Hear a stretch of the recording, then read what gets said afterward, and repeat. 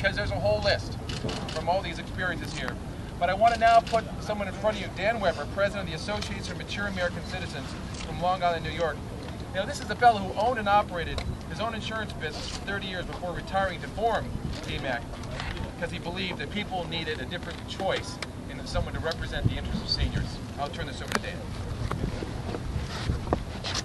While the Association of Mature American Citizens, AMAC, fully respects the position of the Supreme Court and the arguments presented, our organization firmly believes the Patient Protection and Affordable Care Act, Obamacare, is an unsound law. In fact, it's a lemon law with many, many defects.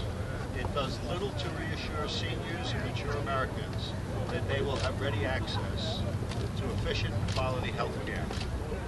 Obamacare is fiscally unhealthy, cumbersome, constructed irresponsibly, and pitched to the American people with dubious promises.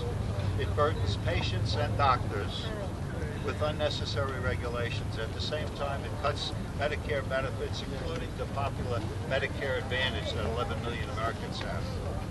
It creates an onerous rationing board.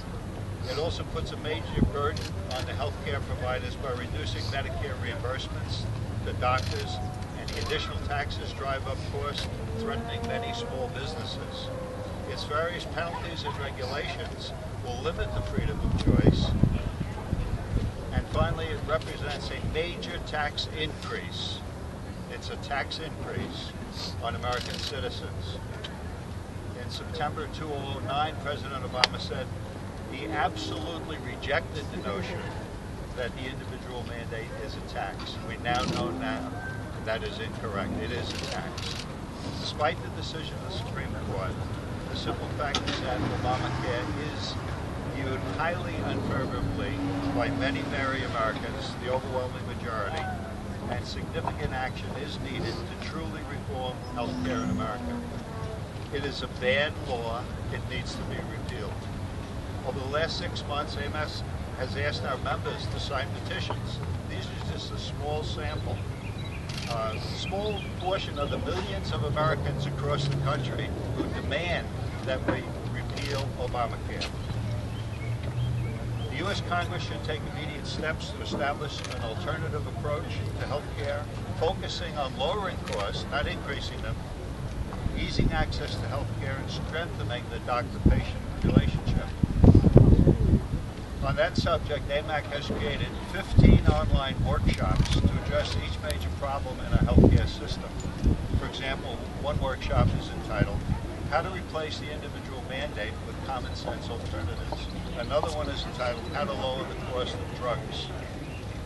There are those who say that no one is ready to offer practical, well-thought-out ideas to replace and improve what Obamacare was supposed to do.